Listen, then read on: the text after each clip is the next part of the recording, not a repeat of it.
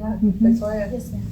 Yes, to any one of the panelists, you realize that how you got into this mess wasn't proper.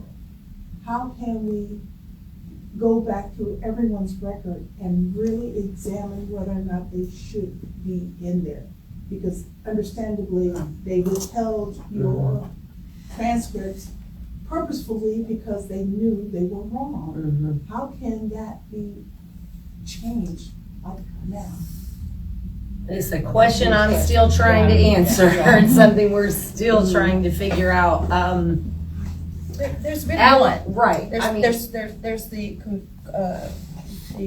conviction, post-conviction unit, the PCUs that popped up after George Floyd, and they've been spreading across the country.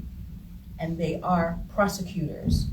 Why are they prosecutors, first of all? But they're prosecutors who've been given an office, a unit, a space to review high-profile cases for the integrity of the conviction. So it's Conviction Integrity Unit, the CIUs. Yeah, and they are folks who are looking at convictions. Allies. Yeah.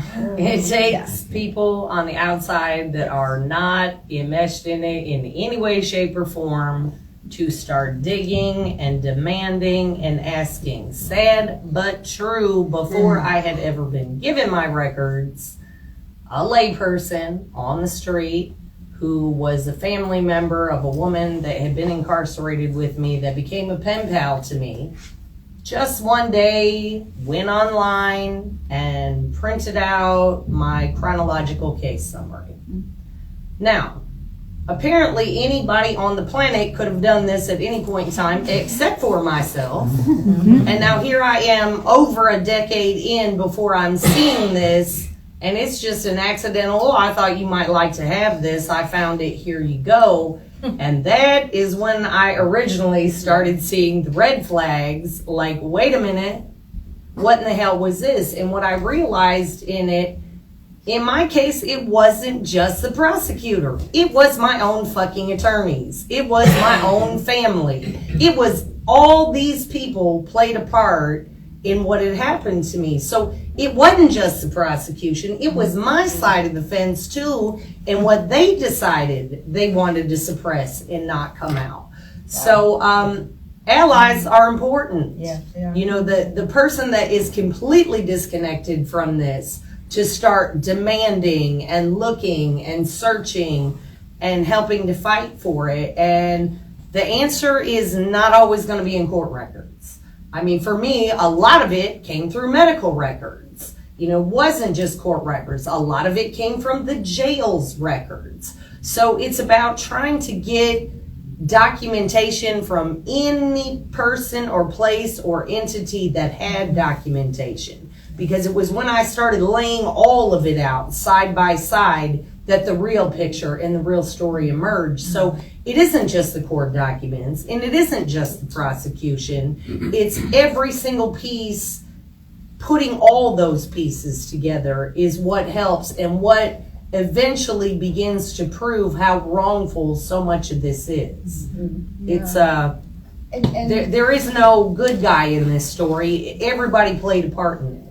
Exactly.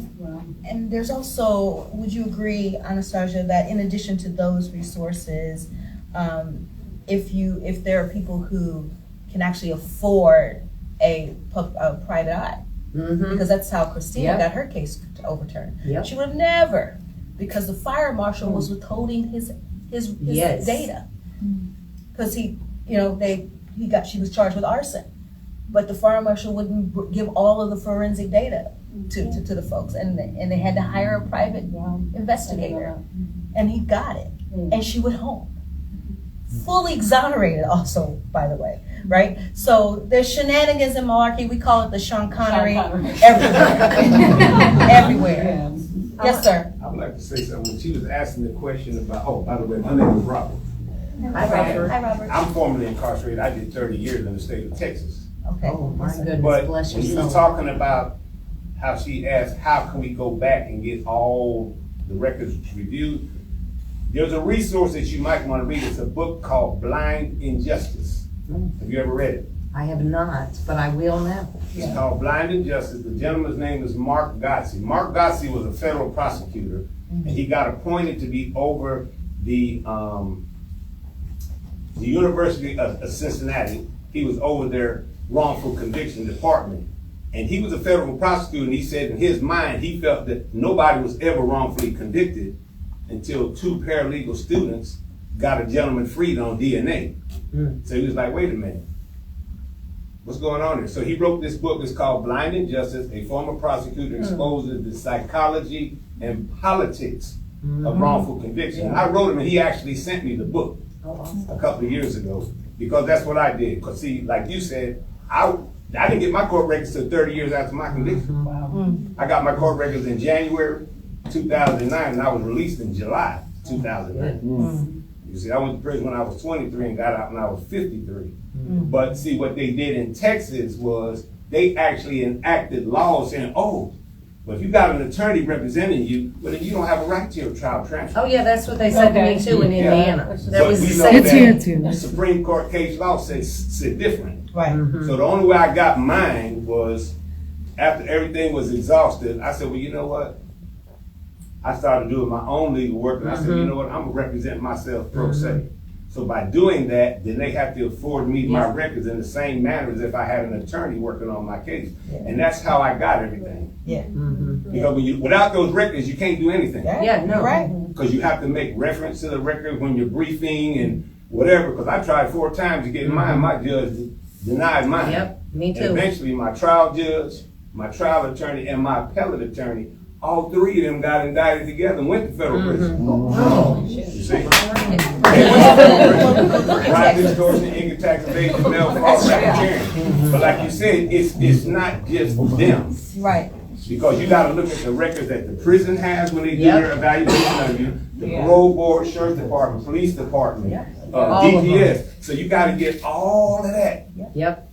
Because when you get your case overturned on a wrongful conviction and you get exonerated, see, you have to go to each one of those individual organizations and ask that they delete all the information. So if you don't, somebody can go out there and still see it.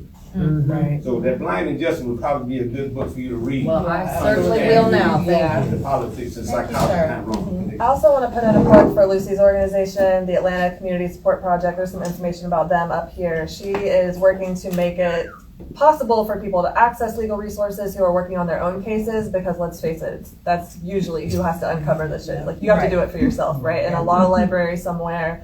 And we have seen how pro se filings are just thrown in the trash most of the time. So you really have to know how to advocate for yourself, and that's what her organization is working to help people do. Dr. Nelson, Elizabeth, you spoke about, you mentioned the notion of fugitivity. Yeah. I was wondering if you could, all of you, expound upon that, particularly speaking to the way in which it has informed the articulation of your lived experiences, the way in which you approached the retelling of these women's experiences, and also just how it might be reclaimed as sort of a mechanism for resistance, and even as a tool for, the greater, abolition movement. Yeah. You want to start? Yeah. Sorry. Yeah. I don't know. And it's such an interesting concept of, I don't know. I mean, just speaking about like my own orientation to the project, I'm not directly impacted. I didn't know anything about prisons, going in. I was nervous. I was like, but it was, for me, I think part of understanding what that could mean, what fugitivity could mean, was just like on the first day inside the classroom, just seeing all of these women just nerding out about history. And I'm like, that's something I know. And it's immediately like a connection and a passion. There is a political project, and it was an existential, it was about survival, but also joy and discovery and collaboration. And there was just a spark there that I I was like, if I can support this in any way, I'm going to show up, you know. But I think as I just got to know all of you and really see what you all were experiencing, it just took on more depth what those moments of joy really meant. Just seeing all of the just shit, you know, that you know, it's like a river of slime underneath the system of these prisons that I had no idea, but I think, you know, you all can speak to what that word might mean to you. What do you think? So yeah, so this project for me, when we talk about fugitivity, we're talking about,